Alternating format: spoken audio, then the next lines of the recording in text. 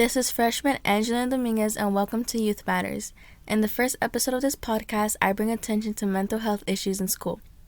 Many schools have gone over the impact of bullying, whether it be a presentation or a speaker coming to discuss the topic. Bullying is an international aggressive behavior that can be repeated physically or verbally. Technology and social media have created a new venue for bullying that has expanded over the years. www.stopbullying.gov states as of 2021, about 20% of students ages 12 to 18 experience bullying nationwide. It makes students feel alone and fearful, stressed, ashamed, or rejected. Bullying leads to many horrible outcomes. Teachers and school administrators should be knowledgeable and observant of these situations. Teachers and administrators need to be aware that although bullying generally happens in areas where supervision is limited or absent, it must be taken seriously. Those who stand and observe are known as bystanders, so if you see or know someone being bullied, we strongly encourage victims or bystanders to talk to a trusted peer. Staff, friends, and family, please take action and keep the lines of communication open at Stop Bullying Now hotline at 1-800-273-8255. Were you or someone you know the popular kid in school? One study found that by the age of 22, the cool kids were rated as less socially competent than their peers. The cool kids were probably recognized for their actions by others to do certain things that they didn't want to, like skipping class, use of unwanted substances, influencing bullying, negative body image, and certain behaviors. And this is all because you're trying to keep up to the expectations of others. This can be due to peer pressuring. The effects of such behaviors can decrease self-confidence, self-worth, and distancing from family members and friends.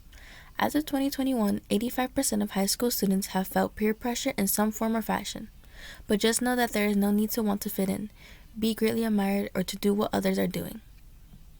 Another concern for mental issues at school is low self-esteem or lack of confidence. It leaves students doubting their ability to succeed, making them hesitant to engage in learning or take appropriate academic growth risks.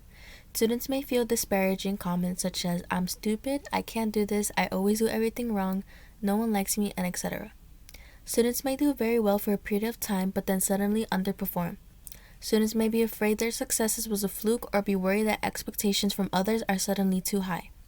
Be mindful of ensuring equity in terms of acknowledging and providing positive feedback to all students.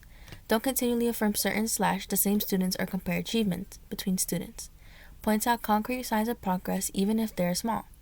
You can also include affirmations, which are words or phrases that can encourage and can be used for emotional support. Be proud of yourself and who you are and what you can do. And lastly, academic stress. Having to have perfect scores and grades is a struggle, to be known as the smart one. In high school, not only are you worried about next week's English, history, or calculus exam, but you're also worried about applying to colleges and taking the SAT tests too. It can all feel overwhelming and you may feel pressure to please your parents and teachers. Harvard.edu claims if you're a high school student feeling stressed, you may not even recognize the symptoms. In fact, many symptoms of stress might be considered normal for teens who are also dealing with natural hormonal and physical changes. The stress of schoolwork and homework only pile up. To help, buying a journal or an event calendar can help you out big time. I feel this is a good way because I used to have a planner I could decorate with stickers and drawings. It just makes it more fun but can also organize my upcoming assignments much better. Don't forget to take your breaks. Work at your own pace.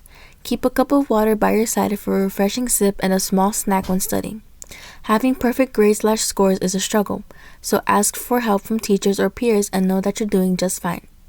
In closing, take time to maintain your emotional stability because your mental health matters. Thank you for tuning in for the first episode of this podcast. Until next time, this is Angelina Dominguez signing off.